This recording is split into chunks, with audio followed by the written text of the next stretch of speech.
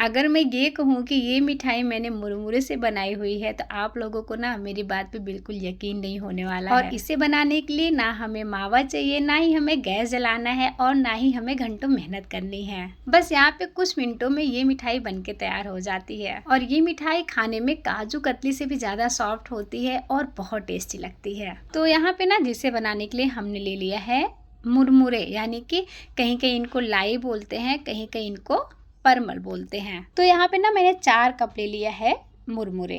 तो अगर आपके पास यहाँ पे मुरमुरे नहीं है ना तो आप और 2 चीज़ों से यहाँ पे ये मिठाई बना सकते हैं। तो आगे मैं वीडियो में बताऊंगी कि वो कौन सी 2 चीज़ें हैं जिससे हम ये मिठाई बना सकते हैं। तो यहाँ पे ना मुरमुरे को हमें पीस लेना है, मतलब कि इनका पाउडर तैयार करना है। तो जब पाउडर यहाँ पे तैयार हो जाए तो एक स्टेनर में इन्हें हमें छान लेना है। तो छानना बहुत ज़रूरी है। क्या होता है ना कि कभी कभी ये अच्छे से पिसते नहीं, इनमें लम्स रह जाते हैं, मतलब कि जो मुरमुरे हैं उनके दाने रह जाते हैं। तो ऐसे ही ना हमें यहाँ पे मुरमुरे को ना यहाँ पे हमें छान लेना है। तो देखिए यहाँ पे ना हमें ऐसे ही पाउडर तैयार करना है। तो अब इनको रख देते हैं साइड में। और हमने ना यहाँ पे फिर से ले लिया है वही मिक्सर जार, और मिक्सर जार में हमने डाल दिया है 10 से 12 काजू हैं, और साथ में ना हमने डाल दिया है 10 से 12 यहाँ पे बादाम, और साथ में ना हमने यहाँ पे डाल दिया है शक्कर। तो जिस कप से हमने यहाँ पे मुरमुरे लिए थे, मतलब कि मुरमुरा लिया था, उसी कप से हमने आधा कप यहाँ पे हमने ले लिया है शक्कर। तो यहाँ पे ना मैंने 4 कप लाई के लिए आधा कप शक्कर लिया हुआ है। अगर आपको और मीठा पसंद है तो यहाँ पे आप शक्कर की क्वांटिटी बढ़ा सकते हैं। और साथ में ना हमने यहाँ पे फ्लेवर के लिए डाल दिया है 2 इलायची। अब इन सब सारी चीज़ों को हमें ऐसे यहाँ पे पीस लेना है। और पीसने के बाद क्या करना है, इनको भी हमें यहाँ पे छान लेना है। क्या होता है ना कि बादाम के छिलके रहते हैं, इलायची के टुकड़े रहते हैं, तो वो अच्छे से छनेंगे नहीं। तो फिर जब आप ये मिठाई खाएंगे ना तो इनके जब छिलके जाएंगे तो बिल्कुल मुँह में अच्छे नहीं लगेंगे। तो इसलिए ना यहाँ पे छान लेना बहुत ज़्यादा ज़रूरी है। तो देख रहे हैं ना कितने यहाँ पे छिलके निकले हुए हैं। तो इनको ना हम कर लेते हैं साइड में। और यहाँ पे ना साथ में हमने ले लिया है 1/4 कप मिल्क पाउडर। तो यहाँ पे 3 से 4 टेबल स्पून मिल्क पाउडर है। तो अगर आप स्पून से डालना चाहते हैं तो स्पून से डाल दीजिए, अगर आप कप से डालना चाहते हैं तो 1/4 कप यहाँ पे मिल्क पाउडर यूज़ कर सकते हैं। कैसे, क्या हमने यहाँ पे खोए का यूज़ नहीं किया है। तो जब आप मिल्क पाउडर डालेंगे तो पूरा फ्लेवर जो आता है वो खोए का ही आता है। तो इसलिए ना मिल्क पाउडर डालना बहुत ज़्यादा ज़रूरी है।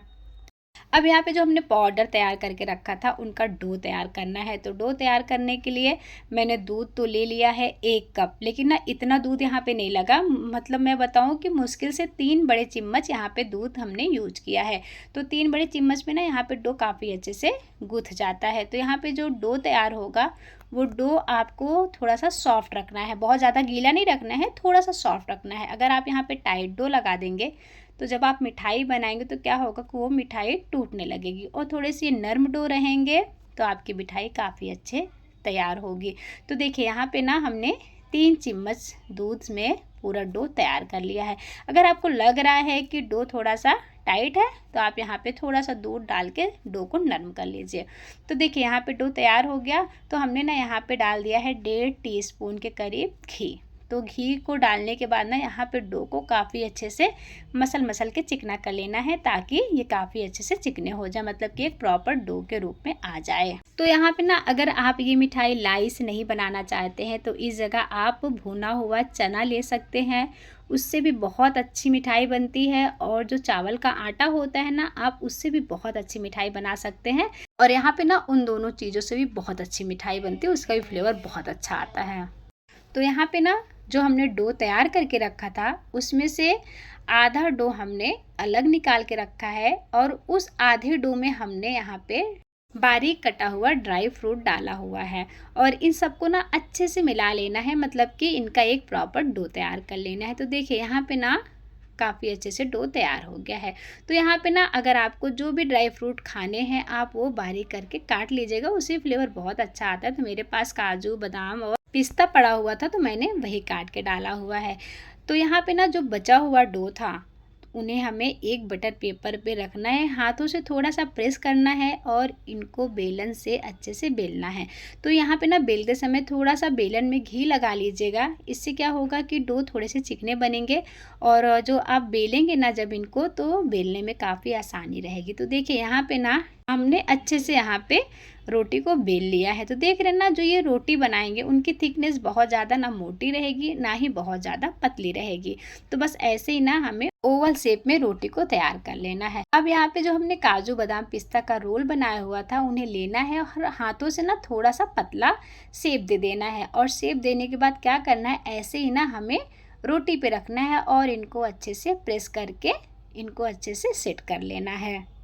पे सेट करने के बाद बटर पेपर को उठाना है और इनको ना प्रॉपर तरीके से अच्छे से सेट कर लेना है। तो बस ऐसे घुमाते घुमाते इनको काफ़ी अच्छे से कवर कर दीजिए और बस ऐसे ही ना टाइट हाथों से इनका एक रोल तैयार कर लीजिए। तो देखिए ऐसे ना टाइट हाथों से इनको अच्छे से रोल तैयार करना है। अगर हल्का रोल तैयार करेंगे तो क्या होगा कि अंदर से काफ़ी ज़्यादा खोखलू हो जाएंगे, मतलब कि हवा भर जाएगी। तो यहाँ पे ना हमने थोड़े से ड्राई फ्रूट डाले हुए हैं बारीक कटे हुए, और उनको भी बस ऐसे सेंटर में लगाना है। और सेंटर में लगाने के बाद बटर पेपर से इनको फिर से रोल करना है। और रोल करने के बाद क्या करना है, इनको ऐसे ही रख देना है। चाहे तो आप इनको 5 मिनट फ्रिज में रखें या फिर 5 मिनट आप इनको ऐसे ही छोड़ दीजिए रूम टेम्परेचर पे। तो 5 मिनट के बाद क्या होगा कि सारी चीज़ें यहाँ पे काफ़ी अच्छे से सेट हो जाएंगी। तो देखिए यहाँ पे ना 5 मिनट के बाद मैंने रोल को निकाल लिया है। तो मैंने ना फ्रिज में रख दिया था 5 मिनट के लिए काफ़ी अच्छे से सेट होने के लिए। देख रहे हैं ना कितना अच्छा यहाँ पे शेप आया हुआ है। और ये बहुत अच्छे से, मतलब मैं बताऊँ इतनी सॉफ्ट ये मिठाई बनी हुई है ना, गैस जलाने की झंझट है ना, आपको बाहर से ढेर सारा सामान लाना है। मात्र 4 कप लाई में आप ये रेसिपी बना के तैयार कर सकते हैं। बहुत टेस्टी लग रही थी। अगर आप यहाँ पे कोई एसेंस डालना चाहते हैं तो आप यहाँ पे एसेंस का यूज़ कर सकते हैं, जैसे कि रोज़ वाले एसेंस हो गए या फिर केवड़ा एसेंस हो गया, आप उनका भी यूज़ कर सकते हैं, उससे भी फ्लेवर बहुत अच्छा आता है। तो बस ऐसे ही ना आप मिठाई बनाइए, बिना गैस जलाए, कोई झंझट नहीं है और बहुत टेस्टी लगती है। और नर्म तो इतनी है कि यहाँ पे काजू कतली फेल है इस मिठाई के सामने। तो ना गैस जलाने की झंझट है ना घंटों मेहनत करने की, बस चुटकी बजाती ही मिठाई बन जाती है। तो नेक्स्ट वीडियो में, तब तक के लिए बाय बाय।